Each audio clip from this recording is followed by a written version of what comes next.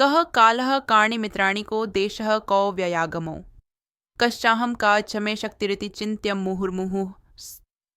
अर्थ है, कैसा समय चल रहा है, मेरे मित्र कौन हैं, यह देश कैसा है, मेरी आय और व्यय क्या है, मैं कौन हूँ और मेरी शक्ति कितनी है।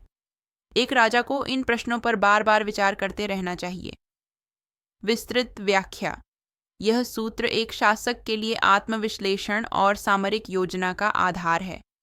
चाणक्य कहते हैं कि राजा को हमेशा वर्तमान परिस्थितियों, समय, अपने सहयोगियों और शत्रुओं, मित्र, अपने राज्य की भौगोलिक और सामाजिक स्थिति, देश, अपनी आर्थिक स्थिति, आय व्यय, और अपनी व्यक्तिगत क्षमताओं तथा कमजोरियों, मैं और मेरी शक्ति का निरंतर मूल्यांकन करते रहना चाहिए। इसी विश्लेषण के आधार पर वह सही निर्णय ले सकता है।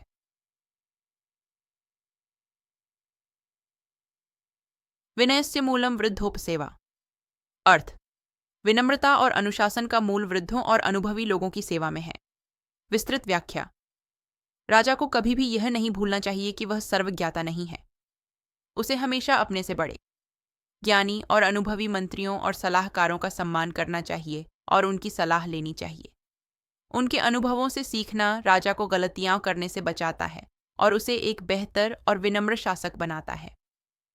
अहंकार राजा का सबसे बड़ा शत्रु है और वृद्धों की सेवा उस अहंकार को नष्ट करती है। अपने रहस्य किसी को उजागर न करें। अर्थ, राजा को अपनी योजनाओं और रणनीतियों को तब तक गुप्त रखना चाहिए जब तक वे पूरी न हो जाएं। विस्तृत व्याख्या। चाणक्य के अनुसार गोपनीयता एक राजा का सबसे शक्तिशाली हथियार है। यदि युद्ध की योजना, संधि की शर्तें या कोई अन्य महत्वपूर्ण निर्णय समय से पहले उजागर हो जाए तो शत्रु सतर्क हो सकता है और आपकी योजना विफल हो सकती है। काम पूरा होने के बाद ही उसकी सफलता खुद शोर मचा देगी।